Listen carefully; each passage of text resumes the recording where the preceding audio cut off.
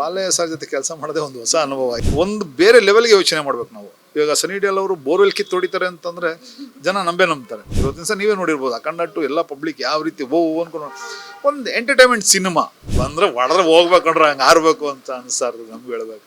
10 ಜನ ನಿಂಗೆ ಹಿಡ್ಕೊಂತಾರೆ ಅಂತಂದ್ರೆ ತ್ರಿಶೂಲದಲ್ಲಿ ನನ್ಗಿಲ್ಲ ಅಂತಂದ್ರೆ ಹೇಳ್ಬಿಡಿ. ಅವ್ರು ನೋಡಿ 12 ಗಂಟೆಗೆ ಎದ್ದು ಪೂಜೆ ಸ್ಟಾರ್ಟ್ ಮಾಡ್ತಾರೆ, 3 ಗಂಟೆ ಗಂಟೆ ಪೂಜೆ ಮಾಡ್ತಾರೆ. ನೀವು 7 ಗಂಟೆ ಹೇಳ್ತಾರೆ 7 ಗಂಟೆಗೆ ಎದ್ದಿರ್ತಾರೆ, ನೀವು 8 ಗಂಟೆಗೆ ಹೇಳ್ತಾರೆ 8 ಗಂಟೆಗೆ ಎದ್ದಿರ್ತಾರೆ. ರೆಡಿ ವಿತ್ ಮೇಕಪ್ ಇರ್ತವೆ. ಬಾಲಿವುಡ್ ಅಲ್ಲಿ ದುಡಿತೀನೋ, ಟಾಲಿವುಡ್ ಅಲ್ಲಿ ದುಡಿತೀನೋ, ಇಲ್ಲ ಕರ್ನಾಟಕದಲ್ಲಿ ದುಡಿತೀನೋ, ಅದೇ ದುಡ್ಡು ತಗೊಂಬಂದು ಇನ್ನೊಂದು ಸಿನಿಮಾ ಮಾಡ್ತೀನಿ. ಸರ್, ಸದ್ಯದ ಮಟ್ಟಿಗೆ ಪ್ಯಾನ್ ಇಂಡಿಯಾದಲ್ಲಿ ನೀವೇ ಮಿಂಚ್ತಾ ಇದ್ದೀರಾ. ಅಖಂಡ 2 ಸಿನಿಮಾಗೂ ಕೂಡ ಸ್ಟಂಟ್ ಮಾಸ್ಟರ್ ಆಗಿರಿ. ಬಾಲಯ್ಯ ಅವ್ರ ಜೊತೆಗೆ ಒಂದು ಸ್ಟಂಟ್ ಹೇಳ್ಕೊಟ್ಟು ಅವರಿಗೆ ಅವ್ರ ಜೊತೆ ಒಂದು ಸಂಬಂಧ ಹೇಗಿತ್ತು?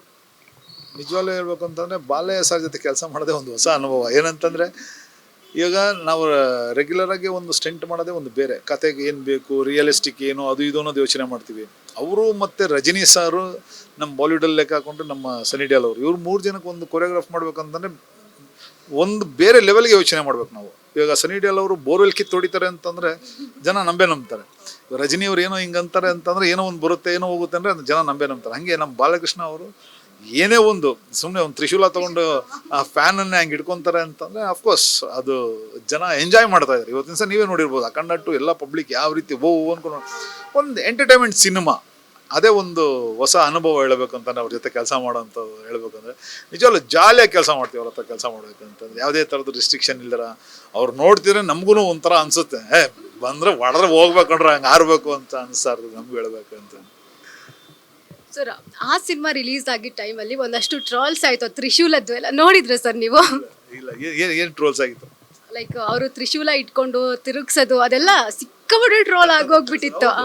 ಇವಾಗ ಅವ್ರು ಮಾಡಿದ್ರೆ ತಾನೇ ನೋಡಿದ್ರಲ್ಲ, ಇವಾಗ ಜನಗಳೆಲ್ಲ ನೋಡಿದ್ರಲ್ಲ, ಕತ್ತು ಹಾಕಿ ಹಿಂಗೆ ತಿರ್ಸ್ತಾರೆ, ಎಲ್ಲ ಕತ್ತು ಕಟ್ಗಳು ಗಟ್ಟ ಹೋಗ್ತಾರೆ, ಜನಗಳು ಎಂಜಾಯ್ ಮಾಡ್ತಾರೆ. Cinema is A magic, not for the any logic. ಅವ್ರ ಸಿನಿಮಾದಲ್ಲಿ ಎಕ್ಸ್ಪೆಷಲಿ ಯಾಕೆಂದರೆ ಬಾಲಯ್ಯ ಸರ್, ರಜನಿ ಅವ್ರು ಇರ್ಬೋದು, ಅವ್ರ ಸಿನಿಮಾಗಳು ಬರೀ ಮ್ಯಾಜಿಕ್ ಅಷ್ಟೇ.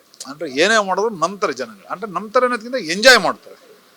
ಅದು ಎಲ್ಲ ನೋಡೋಕ್ಕೆ ಒಂಥರ ನೀವು ಹೆಂಗೆ ಫನ್ನಾಗಿ ನೋಡ್ತಾ ಇದ್ರೆ ಯೂತ್ ಚಿಕ್ಕ ಮಕ್ಕಳು ಅವ್ರನ್ನ ಎಂಜಾಯ್ ಮಾಡಿ ನೋಡ್ತಾರೆ. ಅಂದರೆ ಒಂದು ಫನ್ ಸಿನಿಮಾ ಅಷ್ಟೇ. ಇವಾಗ ನಾವು ಸಿನಿಮಾ ನೋಡೋಕೆ ಹೋಗೋದು ಎಂತಿಕೆ ರಿಲ್ಯಾಕ್ಸೇಷನ್. ಆ ಸಿನಿಮಾ ಅವ್ರು ಮಾಡೋ ಒಂದು ಇದನ್ನೆಲ್ಲ ನೋಡಿದಾಗ ಒಂದು ರಿಲ್ಯಾಕ್ಸ್ ಸಿಗುತ್ತೆ, ಎಲ್ಲರಿಗೂ ಒಂದು ಎಂಟರ್ಟೈನ್ಮೆಂಟ್ ಸಿಗುತ್ತೆ ಅಂತ ಹೇಳಿ. ನಮ್ಗೆ ಆ್ಯಕ್ಚುಲಿ ಹೇಳ್ಬೇಕಂತಂದ್ರೆ ಆ ಥರದ್ದು ಒಂದೊಂದ್ಸರಿ ಕೊರಿಯೋಗ್ರಾಫ್ ಮಾಡೋಕ್ಕೆ ಒಂದು ನಮಗೆ ಕಷ್ಟ ಆಗೋದು. ಮತ್ತು ಇವಾಗ ಹಿಂಗೆ ತಿರುಗಬೇಕಂದ್ರೆ ಹಿಂಗೆ ನಾವು ಹೆಂಗೆ ಮಾಡ್ಬೇಕು ಅವಾಗ? ಆ ಥರ ಸಮಸ್ಯೆಗಳೇ ತುಂಬ ಹಿಂಸೆ ಆಗ್ಬಿಡುತ್ತೆ. 10 ಜನ ನಿಂಗೆ ಹಿಡ್ಕೊತಾರೆ ಅಂತಂದರೆ ತ್ರಿಶೂಲದಲ್ಲಿ, ಅದೆಲ್ಲ ಒಂದು ಇನ್ನೂ ನಮಗೆ ಹೆವಿ ಟೆಕ್ನಿಕಲಾಗಿ ಕೆಲಸ ಮಾಡೋಂಥ ಒಂದು ಸಮಸ್ಯೆ ಆಗುತ್ತೆ ಅವಾಗೆಲ್ಲ ಆಡುವಾಗ.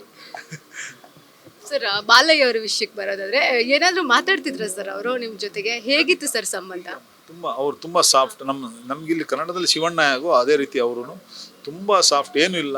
ಬಟ್ ಏನಂದ್ರೆ ನೀವು ಯಾವ ಟೈಮ್ ಹೇಳ್ತೀರ ಆ ಟೈಮ್ಗೆ ಅವ್ರು ರೆಡಿ ಇರ್ತಾರೆ, ನೀವು ಕೆಲಸ ಮುಗಿಸ್ಕೋದು. ನನಗಿಲ್ಲ ಅಂತಂದ್ರೆ ಹೇಳ್ಬಿಡಿ. ಅವ್ರು ನೋಡಿ 12 ಗಂಟೆಗೆ ಎದ್ದು ಪೂಜೆ ಸ್ಟಾರ್ಟ್ ಮಾಡ್ತಾರೆ, 3 ಗಂಟೆ ಗಂಟೆ ಪೂಜೆ ಮಾಡ್ತಾರೆ, 3 ಗಂಟೆ ಗಂಟೆ ಪೂಜೆ ಮಾಡ್ತಾರೆ. ತಿರ್ಗಿ ಅದಾದಮೇಲೆ ಬಂದು ಸೆಟ್ಟಲ್ಲಿ ಬಂದು ಮಲಗ್ಬಿಡ್ತಾರೆ ವ್ಯಾನಲ್ಲಿ.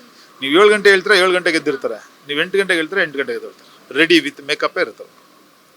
ಅವ್ರು ಅದೇನೋ ಆಧ್ಯಾತ್ಮಕ ಹೋಗಿ ಒಂದು ಪೂಜೆ ಗೀಜೆ ಎಲ್ಲ ಪುರಸ್ಕಾರ ಎಲ್ಲ ಮಾಡ್ಕೊಂಡು 12 ಗಂಟೆಯಿಂದ ಸ್ಟಾರ್ಟ್ ಮಾಡ್ತಾರೆ. ಅವರು ಪೂಜೆಯಿಂದ ಹಿಡಿದು ಎಲ್ಲ ಅವ್ರು ಸ್ಟಾರ್ಟ್ ಮಾಡೋದೇ ಅವಾಗಿಂದ. ಅಂದರೆ ದಿನ ಸ್ಟಾರ್ಟ್ ಆಗೋದು ಅಲ್ಲಿಂದ ಅಂದ್ಕೊಂಡು ಅವರು ಅಲ್ಲಿಂದ ಸ್ಟಾರ್ಟ್ ಮಾಡ್ಕೊಂಡು ಹೋಗ್ತಾರೆ. ಬಟ್ ಹೊಸ ಅನುಭವ ಅವ್ರ ಹತ್ರ ಕೆಲಸ ಮಾಡೋವಂಥದ್ದು. ಸರ್, ಕೊನೆಯದಾಗಿ 50ನೇ ವರ್ಷದ ಹುಟ್ಟುಹಬ್ಬ, ಏನಾದರೂ ಒಂದು ಸಿಹಿ ಕ್ಷಣವನ್ನು, ಕಹಿ ಕ್ಷಣವನ್ನು ನೆನ್ಪು ಮಾಡ್ಕೊಳ್ಳೋದಾದರೆ? ಏನಿಲ್ಲಮ್ಮ, 2026 ಎಲ್ರಿಗೂ ಒಳ್ಳೆಯದಾಗಲಿ. 2026ಕ್ಕೆ ನನ್ನ 50ನೇ ವರ್ಷದ ಮೊದಲನೇ ಹೆಜ್ಜೆ ಇಡ್ತಾ ಇದ್ದೀನಿ. ನನ್ನಿಂದ ಏನಾದ್ರು ತಪ್ಪುಗಳಾಗಿದ್ರೆ ದಯವಿಟ್ಟು ಕ್ಷಮಿಸಿ, ಹೊಟ್ಟೆಗೆ ಹಾಕೊಳ್ಳಿ.